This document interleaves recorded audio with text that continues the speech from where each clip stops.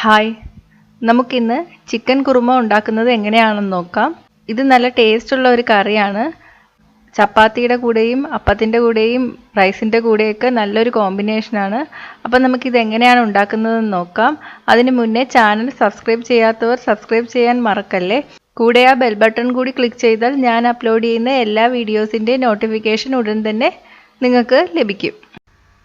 Please subscribe this channel and press on the bell icon for the latest updates. ഇതുണ്ടാക്കാൻ ആവശ്യമുള്ള സാധനങ്ങൾ: chicken 1/2 kilo, മഞ്ഞൾപ്പൊടി 3/4 teaspoon, Kashmiri മുളക് പൊടി 3 teaspoon, കുരുമുളക് പൊടി 1/2 ടീസ്പൂൺ, മല്ലിപ്പൊടി 1 ടീസ്പൂൺ, തൈര് 2 ടീസ്പൂൺ, ഉപ്പ് ആവശ്യത്തിന്, സൺഫ്ലവർ ഓയിൽ 4 ടേബിൾ സ്പൂൺ, വെളുത്തുള്ളി 4 എണ്ണം, ഇഞ്ചി 1 ഇഞ്ച് പീസ്, സവാള 2 മീഡിയം സൈസിലുള്ളത്, വെള്ളം 1/2 കപ്പ്, കറിവേപ്പില 1 തണ്ട്, ഗരം മസാലപ്പൊടി 1/2 ടീസ്പൂൺ. ഇനി നമുക്കിത് എങ്ങനെയാണ് ഉണ്ടാക്കുന്നതെന്ന് നോക്കാം. ഇതുണ്ടാക്കാൻ വേണ്ടിയിട്ട് ഞാൻ 1/2 കിലോ ചിക്കനാണ് എടുത്തിരിക്കുന്നത്. ഇത് കുറച്ച് വലിപ്പമുള്ള പീസസ് ആയിട്ടാണ് കട്ട് ചെയ്തെടുത്തിരിക്കുന്നത്. നിങ്ങൾക്ക് ഇഷ്ടമുള്ള സൈസിൽ ചിക്കൻ കട്ട് ചെയ്തെടുക്കാം. ഇനി ഇതിലോട്ട് 3/4 ടീസ്പൂൺ മഞ്ഞൾപ്പൊടി ചേർത്ത് കൊടുക്കാം. 2 ടീസ്പൂൺ കാശ്മീരി ചില്ലി പൗഡർ ചേർത്ത് കൊടുക്കാം. 1/2 ടീസ്പൂൺ കുരുമുളക് പൊടി ചേർത്ത് കൊടുക്കാം. 1 ടീസ്പൂൺ മല്ലിപ്പൊടി ചേർത്ത് കൊടുക്കാം. 2 ടീസ്പൂൺ തൈര് ചേർത്ത് കൊടുക്കുക. ഇനി ആവശ്യത്തിന് ഉപ്പ് ചേർത്ത് കൊടുക്കുക. ഇനി ഇതെല്ലാം കൂടി നല്ലപോലെ മിക്സ് ചെയ്തെടുക്കുക.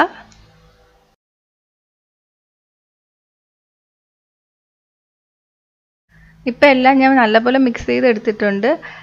ഇനി ഇതൊരു 15 മിനിറ്റ് മസാലയൊക്കെ പിടിക്കാൻ വേണ്ടിയിട്ട് വയ്ക്കാം. അപ്പോഴത്തേക്ക് നമുക്ക് ഉള്ളിയൊക്കെ ഒന്ന് വഴറ്റിയെടുക്കാം. അതിന് വേണ്ടിയിട്ട് ഒരു പാൻ വെച്ചിട്ടുണ്ട്. പാൻ ചൂടായപ്പോൾ 2 ടേബിൾ സ്പൂൺ സൺഫ്ലവർ ഓയിൽ ഒഴിച്ചു കൊടുക്കുകയാണ്. ഇനി എണ്ണ ചൂടായി വരുമ്പോൾ 4 വെളുത്തുള്ളി അരിഞ്ഞത് ചേർത്ത് കൊടുക്കുക.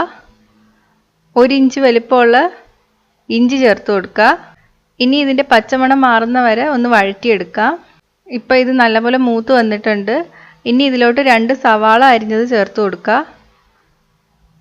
ഇനി ഈ സവാള ഒന്ന് ബ്രൗൺ നിറം ആവുന്ന വരെ വഴറ്റിയെടുക്കണം. സവാള നല്ലപോലെ വഴറ്റിയെടുക്കുക. നമ്മുടെ ഈ കറിയുടെ ടേസ്റ്റ് സവാള വഴന്ന് വരുന്ന പോലെ ഇരിക്കും. എത്രത്തോളം വഴറ്റിയെടുക്കാൻ പറ്റും അത്രത്തോളം നന്നായിട്ട് വഴറ്റിയെടുക്കുക. ഇപ്പോൾ സവാള നല്ലപോലെ വഴറ്റിയിട്ടുണ്ട്. ഇനി ഞാൻ തീ ഓഫ് ചെയ്യാണ്.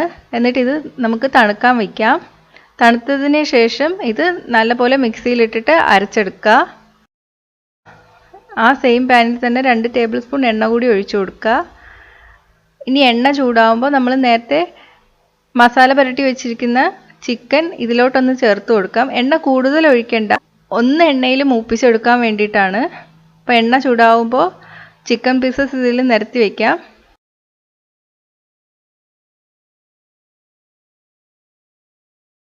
ഇപ്പോൾ ഇതിലെല്ലാ ചിക്കൻ പീസസും വച്ചിട്ടുണ്ട്. ഒരു 5 മിനിറ്റ് അടച്ചു വെച്ച് വേവിക്കാം. നല്ല മൊരിഞ്ഞു വരേണ്ട ആവശ്യമൊന്നുമില്ല. 5 മിനിറ്റ് വേവിച്ചാൽ മതി. അപ്പോൾ ആ മസാലയൊക്കെ ചിക്കനിൽ നല്ലപോലെ പിടിക്കും. ഇപ്പം 5 മിനിറ്റ് കഴിഞ്ഞിട്ടുണ്ട്. ഇനി നമുക്കിത് തിരിച്ചിട്ട് കൊടുക്കാം. ഇപ്പം എല്ലാ ചിക്കൻ പീസസും തിരിച്ചിട്ടിട്ടുണ്ട്.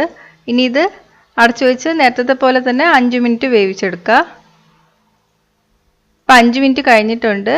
ഇനി ഇതിലോട്ട് സവാള നേരത്തെ അരച്ചു വെച്ചില്ലേ, അത് ഒഴിച്ചു കൊടുക്കുക. ഇനി 1/2 കപ്പ് വെള്ളം കൂടി ഒഴിച്ചു കൊടുക്കുക.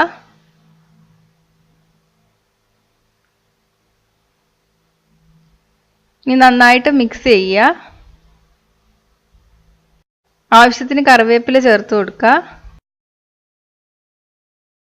ഇനി ഞാൻ ഇതിലോട്ട് മുളക് പൊടി ചേർക്കുകയാണ്. നിങ്ങൾക്ക് ഒന്നുകിൽ ഈ ടൈമിൽ മുളക് പൊടി ചേർക്കുക, അല്ലെങ്കിൽ സവാള വഴറ്റിയില്ലേ ആ ടൈമിൽ മുളക് പൊടി ചേർക്കുക. 1 ടീസ്പൂൺ കാശ്മീരി മുളക് പൊടി കൂടി ചേർത്ത് കൊടുക്കുകയാണ്. ഇനി നന്നായിട്ട് ഇളക്കുക. എന്നിട്ട് അടച്ചു വെച്ച് വേവിക്കുക. 1/2 ടീസ്പൂൺ ഗരം മസാലപ്പൊടി കൂടി ചേർത്ത് കൊടുക്കാം. ഇനി അടച്ചു വെച്ചിട്ട് ഒരു 20 മിനിറ്റ് വേവിക്കാം. ഇപ്പോൾ നല്ലതായിട്ട് തിളച്ച് തുടങ്ങിയിട്ടുണ്ട്. ചിക്കനൊക്കെ നല്ലപോലെ വെന്ത് വന്നിട്ടുണ്ട്. ഇനി ഇതൊന്ന് കുറുകി വരണം. അപ്പോൾ ഇത് കറക്റ്റായിട്ട് വന്നിട്ടുണ്ട്. ഉപ്പൊക്കെ നോക്കുക. ഉപ്പ് കുറവാണെങ്കിൽ ചേർത്ത് കൊടുക്കുക. എന്നിട്ട് തീ ഓഫ് ചെയ്യുക. അപ്പോൾ ചിക്കൻ കുറുമ റെഡി ആയിട്ടുണ്ട്.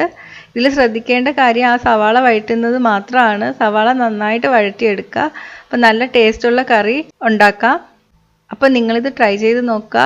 അഭിപ്രായം കമൻറ്റ് ചെയ്യുക. ഇഷ്ടമായെങ്കിൽ ലൈക്കും ഷെയറും ചെയ്യുക. കൂടുതൽ റെസിപ്പികൾക്കായിട്ട് ചാനൽ സബ്സ്ക്രൈബ് ചെയ്യാൻ മറക്കല്ലേ. Hi friends, thanks for watching. ഈ റെസിപ്പി ഇഷ്ടമായെങ്കിൽ ലൈക്കും ഷെയറും കമൻറ്റും ചെയ്യൂ. സബ്സ്ക്രൈബ് ചെയ്തിട്ടില്ലാത്തവർ സബ്സ്ക്രൈബ് ചെയ്യാൻ മറക്കല്ലേ. പുതിയ റെസിപ്പീസ് ഉടനെ ലഭിക്കാനായി നോട്ടിഫിക്കേഷൻ ഐക്കൺ ക്ലിക്ക് ചെയ്യൂ.